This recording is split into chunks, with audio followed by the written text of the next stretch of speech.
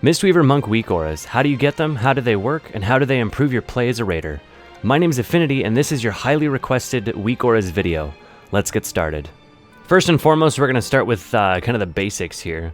Chi tracking is kind of a concern that a lot of people have. For the most part, you're either looking at a standalone add-on or with your unit frame itself being kind of locked into your chi bar being locked onto the actual player frame itself. LVUI does this. Unfortunately, there's not really an elegant way of pulling the chi tracker off of the unit frame itself and kind of plugging it wherever you want to. So you're either stuck with an extra add-on, moving your player frame around so you've got a lot of bulky information that you don't need, or you can use weak auras. Now, what I did with weak auras is a basic dynamic group set for chi. And what it's allowing me to do is track when I have one or more chi, so 1 through 4, or if I have Ascension Spect, the 5th chi as well, in a very easy format that's very, very easy to unlock and move around, either by dragging it or with an X and Y offset like I already have set. So this is a really nice, simple way of doing this. It's not very memory intensive like other add-ons might be, and it shows the information that you need in an easy format. Now I've got mine underneath this main bar, which we'll get to in a second. But this way I can just track it, and I have all of my focus in that main area rather than having to look down at the unit frame that I have below with LVY. So that's my basic chi bar that allows me to, again, just track my chi in an easy format that I can move to kind of wherever I want. Now you're going to hear me use the phrase dynamic grouping a lot, which doesn't really relate to the chi bar, but is going to relate more to the monk main bar and main bar 2. So I'll give you a basic explanation of what it does. The dynamic group is going to update the position of spells within a group. So if it's on cooldown, it's going to show at the front of the list. If it's not on cooldown, it's going to be in a random order. If you've got multiple things on cooldown, it's going to show the shortest cooldown first, followed by the rest of them, depending on how you have it organized. Now mine I have growing from the right to the left rather than the left to the right. Main bar 2 has it left to right. And I'll kind of show you why. So here's the main bar here.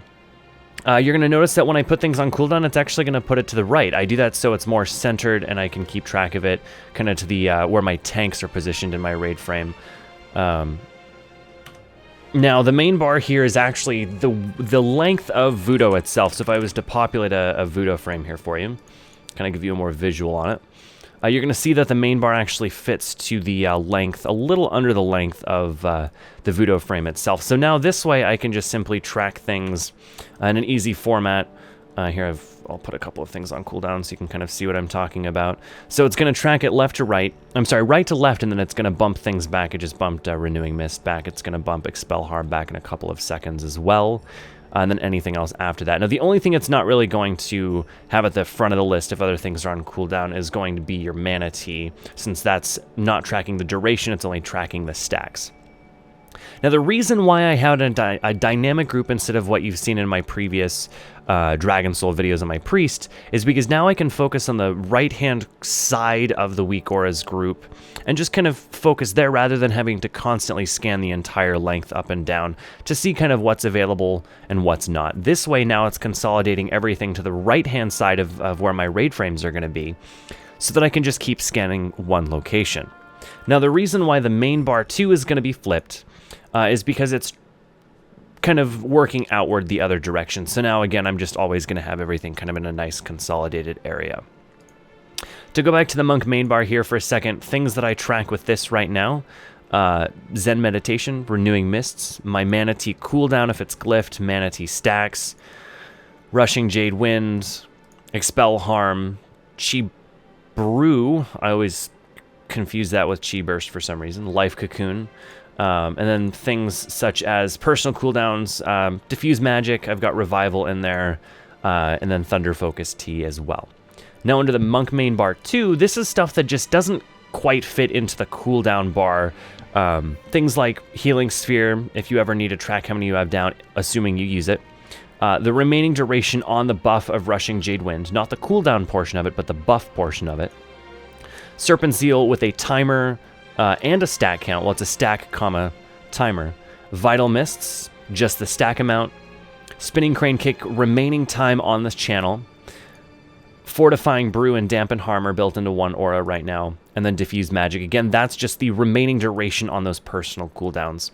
Another one, I'm tracking Statue. So if I don't have a statue down, it's going to freak out at me. It's going to show the icon and basically says, hey, you do not have a totem down currently. Drop the totem down, it goes away. So I gave you a quick visual. Again, here's the main bar of the main bar. Now here's what the secondary bar is going to look like. Again, 1 stack timer on that. Get it to a 2 stack. Things like Vital Mist stack. The remaining time on Rushing Jade Wind, remaining time on Spinning Crane Kick. So now you've just got a nice little format of being able to keep track of things. Now this functions a little bit differently than the other main bar, where you don't have one showing when it's off cooldown and showing when it's on cooldown, simply because those aren't really fitting in that. It's more about tracking buffs that you have up in a nice, easy format. Now moving on to something that I think is mandatory for any Mistweaver monk, period. And this is the RMW, or the Renewing Mist Watcher. This is an add-on that I've been promoting a lot lately. It hasn't really been receiving any more support by the developer. I made a post on MMO Champion, and someone actually made a weak aura. Now, I've modified the weak aura a little bit to my liking to track it a little bit better, but it does the same thing as the Renewing Mist Watcher add-on. And here's what it does.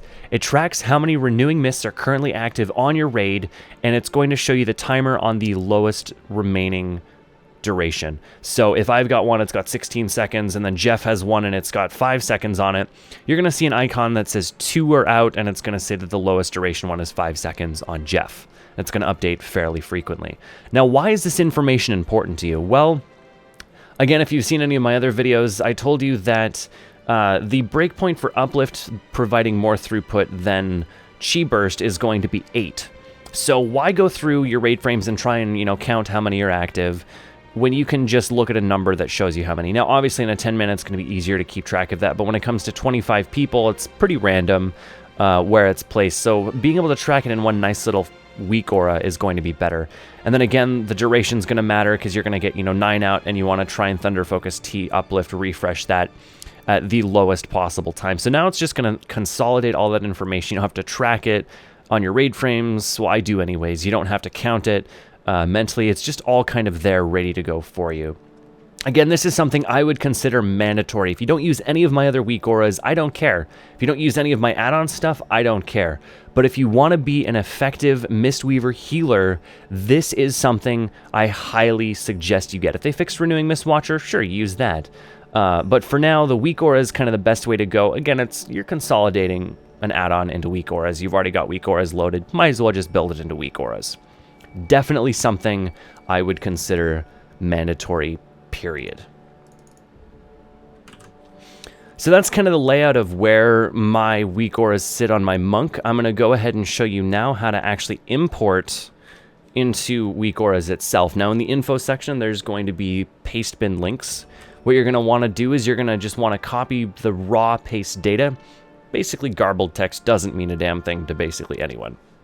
You're going to open weak auras with /WA, click on the import button, and you're just going to Control-V or paste it in. Now it's going to give you this new pop-up. It's going to say monk main bar. It's a dynamic group. It's going to have all this, the children. You're just going to click the import button. Now you're done. You might have to reload. Like the last time I tried this, I actually had to completely reload everything. But that's just kind of how it goes. You have to fiddle around with it. Now, it's labeling it as Monk Main Bar 3 because it just puts a number on it at the end. So you should just see Monk Main Bar here. But this is kind of how it's going to look. Again, if you reload, it should fix the question marks. So there's the import on that. Pretty basic. A couple things to note. You're going to want to go underneath the Load tab for the dynamic group. You don't want to do it individually. Just do it here. It's going to prioritize it across the thing. Here's the only thing that's really checked right now is player name. You're going to want to change that. Let's say your name's Fred. Because if it just says Affinity and you're not named Affinity, it's never gonna show.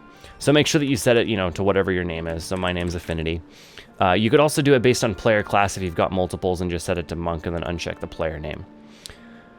If you're like me and you want to set it to an instance type so it doesn't show when you're solo, double click on instance type and then check the ones you want, 2510, Battleground, 5-man, Arena. If you leave no instance unchecked, then it won't show anything when you're when you're not in an instance. So if you're an Org or Stormwind and you just don't want it to show, then it's just not going to show. Now, if you grab an updated version of mine and you want to just flat out delete everything, don't do a delete You want to delete children and group. If you just hit delete, it's just going to delete the group, and then you're going to have, you know, a bajillion icons just kind of there that you'll have to manually delete one by one. Click delete children and group. You're good to go. So thanks for watching. That was my very brief weak auras video explaining how I have my weak auras set up.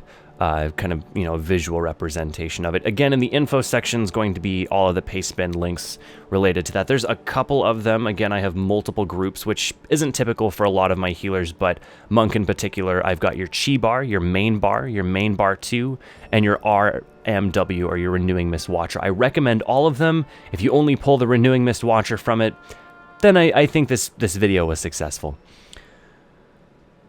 Again, I have another video coming out hopefully later today or tomorrow, kind of explaining my preparation for MOP. I would also like to do kind of an email QA with that, if you will.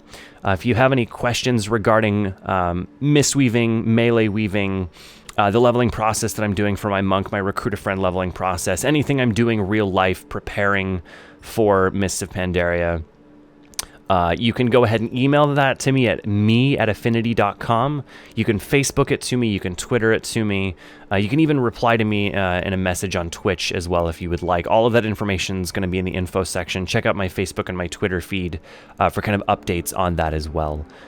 So thanks for watching. I hope you gained something from this video. I look forward to Mists of Pandaria launch with you guys, and I hope to see you guys in stream soon.